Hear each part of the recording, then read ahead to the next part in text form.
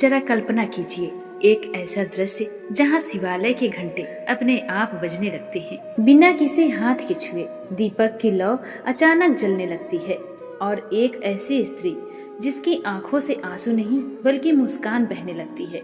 लोग पूछते रह गए, ऐसा कैसे हो गया? जिस घर में वर्षों से केवल सन्नाटा था, वहाँ एक ही रात में हर हर महादेव की गूंज कैसे भर गई? क्या किसी ने कोई चमत्कार देख लिया था, या फिर यह उस व्रत का फल था जिसे लोग हल्के में लेकर भूल चुके थे? सोमवार व्रत कहते हैं उस दिन जो हुआ उसने पूरे नगर की सोच बदल दी, क्योंकि वहाँ केवल भाग्य नहीं बदला था, वहाँ कर्म और भक्ति की परीक्षा पूरी हुई थी। यह कहानी उसी रहस्य से शुरू होती है जहाँ एक साधारण सी स्त्री, जिसके जीवन में दुखों की परछाई ही परछाई थी, अचानक सबकी नजरों में आ गई। कोई कहता ये चमत्कार है और कोई कहता यह भ्रम है, पर वह स्त्री शांत थी, क्योंकि वह जानती थी कि यह सब कैसे हुआ। पर इस कैसे को समझने के लिए हमें कुछ समय पीछे जाना होगा, बहुत पीछे, वहाँ जहाँ शिव स्वयं अपने भक्तों की परीक्षा लेते हैं और मौन रहकर उनके भाग्य की रेखाएं बदल देते हैं। बहुत समय पहले की बात है। एक छोटे से राज्य में एक ब्राह्मण परिवार रहता था।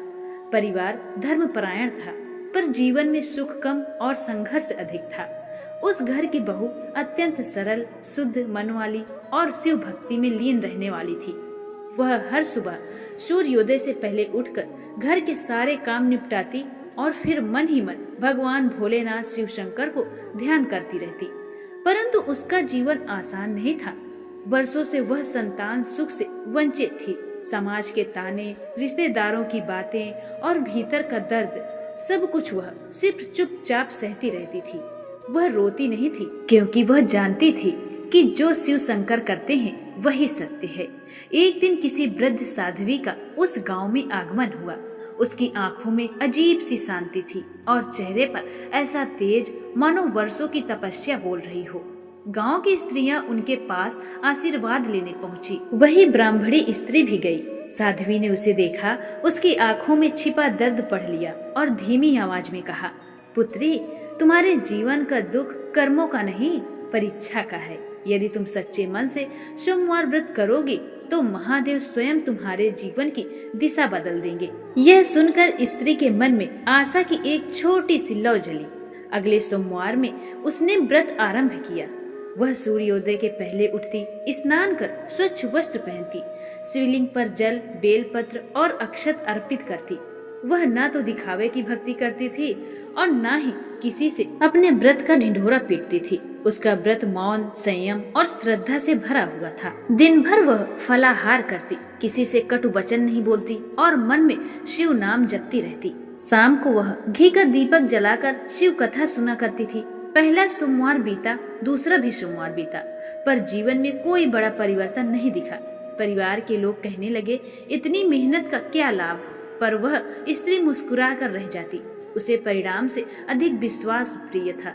तीसरा सोमवार आया। उस दिन रात को उसने स्वप्न में देखा, एक विशाल कैलाश पर्वत, ध्यान में लीन भगवान शिव और माता पार्वती उनके समीप बैठी हैं। शिव ने केवल इतना कहा, धैर्य रखो पुत्री। स्वप्न टूट गया, पर उसका मन और भी स्थिर हो गया। कथा कहती है कि भगवान शिव अपने भक्तों की परीक्षा लेते हैं। उन्हें तुरंत फल नहीं देते, क्योंकि वे चाहते हैं कि भक्त सौदे की तरह न हो। चौथा और पांचवा सोमवार भी बीत गया। उस स्त्री का शरीर बहुत कमजोर होने लगा, पर मन पहले से अधिक मजबूत हो चुका था। एक सोमवार ऐसा आया जब घर में अन्न का एक दाना भी नहीं था। पति चिंतित था, पर स्त्री ने कहा, आज भी व्रत रहेंगे, शिव पर भरोसा है। वह खाली हाथ ही मंदिर पहुंची। मंदिर में उसने केवल जल अर्पित किया और आंखें बंद कर ली। तभी एक अद्भुत घटना घटी। मंदिर में अचानक घंटियां बज उठी, हवा में ठंडक भर गई और दीपक की लौ स्थिर हो गई। पुजारी भी आश्चर्य में पड़ गया। उसी क्षण किसी अनजान व्यक्ति ने उस स्त्री के हाथ में अन्न और फल रख दिए और बिना कुछ कहे चला गया। यह कोई साधारण संयोग नहीं था, यह संकेत था। अब कथा हमें और पीछे ले जाती है, पौराणिक समय में, जब स्वयं माता पार्वती ने सोमवार व्रत का महत्व बताया था। एक बार माता पार्वती ने भगवान शिव से पूछा, प्रभु आपके भक्तों को कौन सा व्रत सबसे शीघ्र फल देता है? पार्वती माता के वचनों को सुनकर शिव भगवान मुस्कुराए और बोले, जो भक्त सोमवार को संयम, श्रद्धा और सच्चे मन से मेरा व्रत करता है, उसके जीवन में सबसे कठिन बंधन भी टूट जाते हैं। माता पार्वती ने यही व्रत स्वयं किया था, जिसके फल स्वरूप उन्हें शिव जैसा पति प्राप्त हुआ था। इसी परंपरा से जुड़ी हुई थी वह स्त्री। 7वां सोमवार आया। उस दिन उसने शिवलिंग पर बेलपत्र चढ़ाते हुए केवल एक ही प्रार्थना की, हे महादेव, यदि मेरा दुख मेरी परीक्षा है तो मुझे इसे सहन करने की बस शक्ति दीजिए। कहते हैं ऐसा प्रार्थना शिव को तुरंत स्पर्श करती है। उसी रात उसके पति को स्वप्न आया कि एक ज्योति उसके घर में प्रवेश कर रही है। कुछ महीनों बाद वही स्त्री मां बनने वाली थी। पूरा गांव आश्चर्य में था। वही लोग जो कल तक ताने देते थे आज उसके चरण छू रहे थे। पर कथा यही समाप्त नहीं होती। संतान के जन्म के बाद भी उसने सोमवार व्रत नहीं छोड़ा। उसने जाना था कि शिव की कृपा केवल मांगने से नहीं, निभाने से बनी रहती है। समय बीतता गया। उसका घर सुख, शांति और समृद्धि से भर गया। एक दिन वही वृद्ध साध्वी फिर आई। स्त्री ने उनके चरणों में सिर झुका दिया। साध्वी ने कहा, मैं कोई और नहीं, केवल तुम्हारी श्रद्धा की साक्षी हूँ। इतना कहकर वे भीड़ में विलीन हो गई। अब कथा फिर उसी वर्तमान क्षण पर लौटती है, जहाँ शिवालय में घंटे अपने आप बज रहे थे। लोग पूछ रहे थे, ऐसा कैसे हो गया? उत्तर सरल था पर समझना कठिन। यह सोमवार व्रत की शक्ति थी। यह कथा हमें सिखाती है कि सोमवार व्रत केवल उपवास नहीं, बल्कि अहंकार का त्याग, वाणी का संयम और मन की शुद्धता है। जो इसे नियम और श्रद्धा से करता है, उसके जीवन में शिव स्वयं मार्गदर्शक बन जाते हैं। कहते हैं आज भी यदि कोई भक्त इस कथा को श्रद्धा से सुनता है और सोमवार व्रत का संकल्प लेता है, तो उसके जीवन के अंधकार में भी एक दीप अवश्य जलता है। क्योंकि जहाँ सच्ची भक्ति होती है, वहाँ महादेव कभी देरी नहीं करते।